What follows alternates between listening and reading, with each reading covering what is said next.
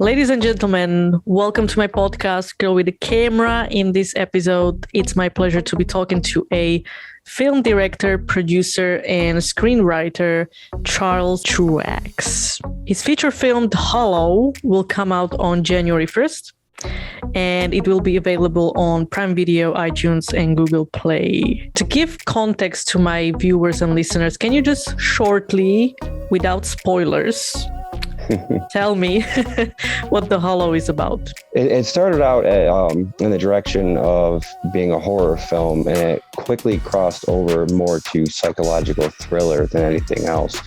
The film follows three main characters, Chuck, Ryan, and Angela, and basically how their experiences in the Hollow and the burden from the Hollow has affected their lives. And it's really, if you're a fan of complex scripts and puzzles, then this is the film for you. So can you tell me what actually inspired you to write this? So the script for this film, I wrote a couple books back earlier this year. And a little bit of my backstory. I was sidelined with a head injury January 2020. I was a truck driver for 15 years, and I made a comfortable living. Life was good. And then everything kind of turned upside down. And my wife finally said to me, she's like, you need a hobby. So I cranked out a 34,000 word book in 10 days. And then I wrote another one in 2 weeks. Wow. And I published both of them. And then a friend of mine, she told me, she's like, with the way you write, you really ought to start writing scripts. So I did. This is probably the fifth script that I've written. That was originally, this was going to be a short or a series of shorts, and we got a little ambitious, and it ended up turning into a feature film, and I'm so glad that it did. But before all this, I never wrote. I was not a writer. This is just something that happened out of something to do while I was home recovering, and it's just grown into this incredible thing. And I don't want to say like I'm glad this happened, but I wouldn't be here right now if the events didn't happen the way they did. So, okay, so you have written more books, right? So why did you decide to film this one? Well, I think this one in particular, it spoke to me. So I mentioned that short story. Well, a lot of the stuff in this film is relative to things that have happened locally here in my area in upstate New York. Like there's mention of a train wreck, and that's the event that kicks off the series of malintent in the Hollow. And there actually was a train wreck in 1966 here in Broome County, New York. And so that was a lot of fun to kind of build on, because there is a sense of realism to it. And the history in the town I live in particular is full of this, like these strange supernatural things. And I just really wanted to capture that. And I think we were able to do that. Do you have any kind of filmmaking background? None at all. And you made a feature. I mean, I have so many questions. Okay, so you have the script and you have decided like, okay, I want to film this. So how did you form a crew? Like, is that your friends, or did you had an ad on the internet, or? So this was not the first project I tried to get off the ground. I had another script. It's called Jesse and James Somewhere in Texas, and it is I think it's the best script I've written. I don't want to go off on a tangent about this, but I was pitching it, and I was getting good feedback, but I was not getting where I needed to go. So another objective with this script was to write it to the budget. And that kicked off. I was able to, I reached out to Catherine Bacon at one of the local colleges. She's a theater director, and I believe she teaches the film class there. And I reached out to her, and she was able to offer some advice and pointed me towards some of her better students. And that's where I was put in touch with Cassidy Wright, who ended up being my first AD. And she has an executive producer credit for this film, and she plays the role of Angela. So being a small team, we all wear a lot of hats, I guess you could say. And then casting, oh my goodness, casting was a nightmare. Some of these roles are on their third person cast, and I'm not even joking about that. It's been wild, but why it was a nightmare? Why it was horrible, the casting? It's just, you get, when people hear film, they get excited, and then when you go into production and you start, you get ready to shoot and stuff, and you make a schedule, and a lot of times, since we're such a small production, it's not like this is your job and your career. So finding that time is very difficult. But we were able to make it work. And in particular, the two roles that really shine in this film are Garrett Wagner as Ryan and Brandon Wheeler as Chuck. Their growth throughout the film is just incredible. And again, everybody wears a lot of hats. Brandon Wheeler is handling the scoring and composition for the film. He's been a career musician. He's got a great resume as far as touring the country and making music. He's the music magician is basically what I call him. And then Garrett there, he was able to provide us with locations for filming. That man is great on a camera, I'm telling you. He was a godsend. But their roles, man, and once they were locked in and we were finally able to really get cooking, everybody kind of stepped up to the plate, and it was like magic. It was incredible. It's one of my following questions, because I've seen the names of the crew and the names of the cast, and I'm like, wait a second, like everybody, like a member of the crew is actually starring in the film. So including yourself. Yeah. And I got to tell you, it is not my goal to be an actor. It was more out of necessity. I did enjoy aspects of that role. It was a lot of fun, but towards the end there, it got a little, okay, can I just be done with my scenes now? But yeah, I mean, we're only a 4-person production team. We're currently right now, me and the first AD, Cassidy there, we're going through the scenes, and we've locked a couple scenes. We're getting into a little bit of color grading and audio processing, and scores are coming in from the locked scenes, and it's going smooth. There's a lot to do when you're a really small team. So It kind of takes over everything. Yeah. So would you say like the production took longer? It did go a little bit longer because we were kind of restricted to Friday, Saturday, Sunday shooting with, depending on who was in scene, who was able to be there and so on. We did have weekday scenes that were shot, but for the majority of it was shot on the weekend, which honestly, as far as prepping for post, 2 weeks into this thing, I'm in Premiere Pro and putting the thing together. So in my mind, I've been in post since, the second week of shooting. So when we finished up that last day there, I've already got the movie in the timeline, and we're polishing the scenes up. So yes, it did go longer, but we utilized that time to make it easier making the transition into post.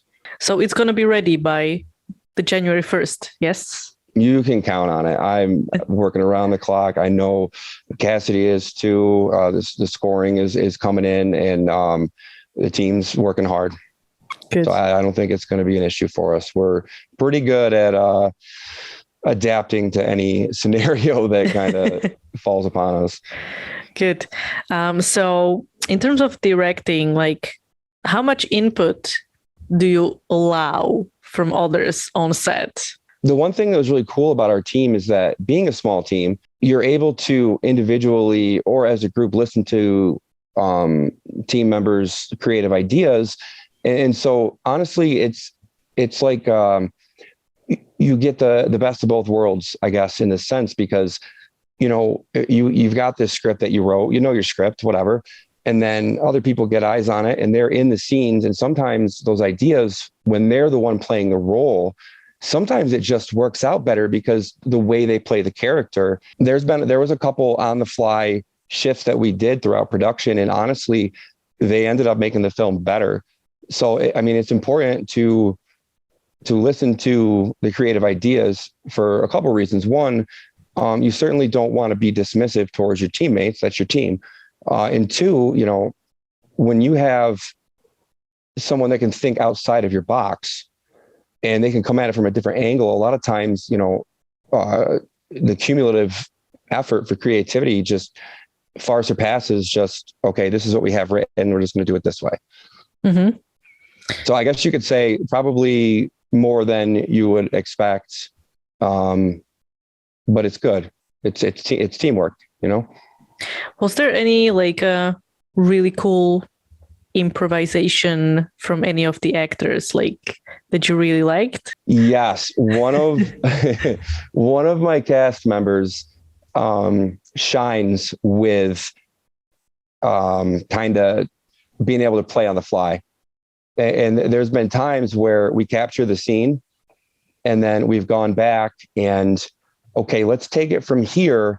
And you kind of let them do their thing a little bit. You know, they drafted this ability to be able to almost become that character when they were in front of the camera. Mm-hmm. And I remember one in particular was Angela and Chuck. And it felt so real when I was filming it that I almost feel like, oh my God, like this is insane. It's one of those things where you got to kind of know when to utilize that option.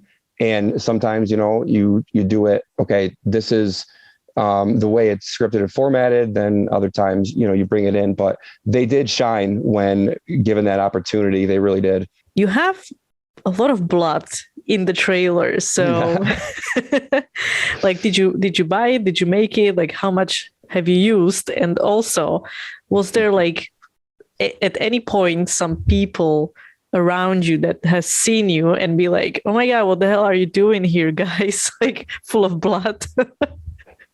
I can say I ended up with quite a bit of blood on me during one of our set days, and I had to go pick up my children that they were being babysat. So I popped into a gas station near the filming location, and I went in there looking like, well, I was just involved in some sort of shenanigans I shouldn't have been. And they just stare at you. And I walk up to the guy and I'm like, I'm sure you have questions.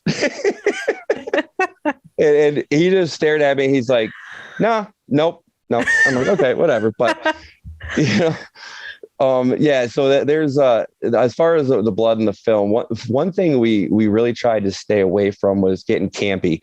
And I know for the indie crowd, we love, you know, that campy cult classic kind of thing. We didn't want to get silly or over the top with the kills. Mm-hmm. Now, obviously in a trailer, your scenes are cherry picked. So you're going to see the stuff that's going to stand out. We did a good job of staying away from like, oh my God, why is there 10 gallons of blood in this death here? Like, is that really necessary? Why is it spewing 10 feet away against the wall? Like, we didn't do anything like that. But as far as the amount of blood that we used for the film, I can tell you confidently it was between 1 and 5 gallons. Oh, wow. and that's all. That's as far as I'll go. It's somewhere between 1 and 5 gallons. Tarantino. Jeez. So yeah, speaking of all those props and everything, like how did you manage to get funding for this film? I funded it personally. So we didn't use any kind of like crowdfunding websites? No, I you know, took a certain amount and kind of was like, okay, this is what we're going to spend on this. And it was nice to, as far as I'm concerned, like the way that I wrote this script, and it's not anything that's going to deduct from the quality of it. It's more, you know, with screenwriters, you know, we have to think about the budget when we write a script. Is this going to cost 100,000? Is it going to cost 1 million? Is it going to cost 10 million? What was really helpful was, you know, having a cast member that was able to provide location services. That was huge. And then, you know, accumulating gear, that was a large part of the cost. By the end of production, we were at 4 cameras. We started with 1. I mean, funding it personally for your first film, I mean, you got to think, who's gonna take a risk on a first time director? Who's gonna take this plunge when you've got, thousands of people out there that want to make a movie or say they can make a movie, and studios are just gonna lose money. So yeah, I started a company, NBD Productions. I used my own money, and we're hoping to come out of this thing swinging. You didn't go for the short first. You jumped straight on the feature. That's quite confident. Yeah. I mean, I admire that. At this point, I can say that I have confidence that, hey, I did it. We're doing it. At that point, it was, you could say it was a leap of faith in retrospect, but I've always, when I set my mind to something, I do it. Whatever I have to do it, I'm going to do it. And that's what we did here. I learned how to do lighting. I learned how to do sound. I learned how to use Premiere Pro and After Effects. It's been a great experience, if nothing else. And it's really one of those like dream come true kind of things where, you have this idea and this plan. You're like, I wish I could do this. And then you take the steps to make it happen. And you're sitting on, almost at the finish line. And you're like, how did we get here? How did this even happen? But it's been like a whirlwind too. It's just wild. And I think that we all kind of have this afterglow right now where we know we accomplished something great. And the reception of the trailer has been magnificent. People love the trailer. And if that's any indication of how the film is going to do, can you, I mean, without spoilers, but can you say or describe, like, was there any scene that you had to do like over and over and over again to get it right? There's a scene that stands out in my mind, and it was a line that I wrote into the script, and my cast members, if they watch this, they're going to know exactly what I'm talking about. And it became like a joke on set. And we tried on 2 different days to capture this scene. And I finally was like, all right, that's it. All right, we've had enough. Because every time they would go to say the line, somebody just bursts out laughing. But that goes to show you though, like the comfort on the set and the light and fluffy atmosphere at times where, you're able to joke around and laugh and not necessarily always be like, okay, let's get this done. But yeah, there is something that sticks out in my mind. And yes, it would be a spoiler if I said it, but it's, yeah, it's one of those things. So you are editing it yourself, all of it. Do you think you are going to re-edit this like 100 times before you decide like this is the final film, or no? No, that's something that I've thought about. There's scenes in my mind that stand out where, you've gone over them a time or two and you're like, maybe this is better, maybe that's better. But, you just have to be aware of that indecision and just know, like, you need to make the call. And, you look at the scene before it, you look at the scene after it, and you feel the flow. If one just feels smooth and the other one, maybe you like it, but it feels a little clunky, then you go with the one that feels smooth. I don't think that there's going to be a million edits. There kind of were during the learning curve, as we were still shooting and I'm putting scenes together. No, once I get a scene kind of like how I want it and where I want it, we just do some touch-ups and, take it from that 90% perfect to 100% perfect to where it's more seamless, I guess you could say. Which that's the last few days. That's what we've been doing. And me and my AD, we've been, heck, we were up till 1 o'clock in the morning last night editing on a Zoom call. Wow. Yep. New age. Yeah, it's wild, but it works. We're doing it, and we'll just keep doing it. Yeah, let's just get it done, like no matter what. So how about next projects? Like, do you have new screenplays? I mean, not that you have time because you're focused on this film, but maybe it's in your head, and maybe there could be a sequel to this one, or. So I'm not necessarily always a big fan of sequels, but if your film takes off, and I will say this, there is when you have thrillers in horror, a lot of times you have your final showdown where you have your all is lost moment, and then depending on the film, you have your evil lurks. I think it's important to set yourself up in some respect for some sort of continuation of, in case you get great reception. Say if the film does amazing, you almost owe it to the viewers to make a sequel and give that just as much behind it as you did with the first one. But I have two scripts I'm sitting on that I'm in love with, that one of them is more of a horror comedy, spaghetti Western, and the other one is more of a straight genre horror film. And they're definitely some of my better work, and either one would be really awesome to take on as the next project. So you like horrors, obviously. So can you tell me, like, maybe there is a one that is your like favorite in like ever, that inspired you, like as maybe a teenager or recently? If we're sticking with horror specifically, there's two that stand out in my mind. One is Halloween, way back in the day. It still holds up today.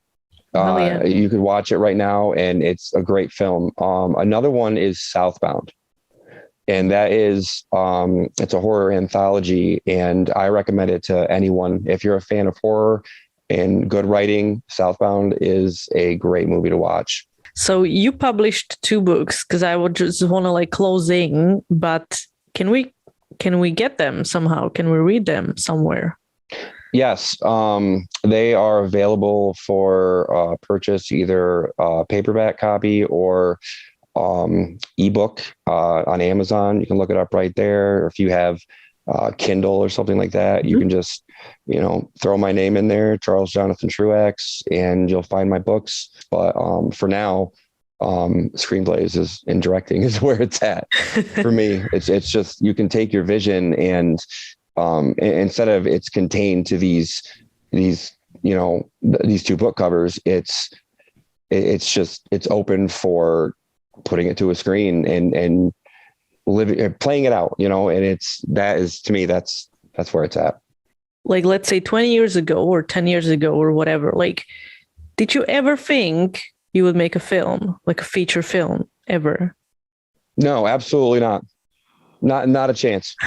That's, how life is, like, yeah, it's so inspiring, to be honest. Like, all of a sudden you found this love for film, and this is what I think also you should be doing, because obviously there is something there. So yeah, you just gotta do it, man. That's, you find a way to do it. And you've got a lot of folks out there that, maybe screenwriters that are trying to get something pitched, or people that are sitting on an idea, or, you got folks out there that they're kind of a jack of all trades, and they're good at adapting. It's just, sometimes if you want to break into the industry and you want to make your mark and try to really get going, you have to find a way to do it. There's no other way around it. It's so hard to, basically what I'm saying is, you're not just going to walk onto something. You gotta put the work in beforehand and show what you can do. It's your calling card in a sense. And I hope that people watch this and they see that, you can come from any background or any, I mean, you got a guy here sitting here. I was a truck driver 15 years. I wrote a couple books, and I just made a feature film, and that was all this year. You just have to do it. Don't be indecisive. Just do it. No excuses for anyone after hearing this. Oh my God. Thank you so much, Charles. Thank you for your time. This was so inspiring. Like, wow. Thank you for having me. This was great. Brilliant. The film is out on January 1st. Everybody go watch it out. I will.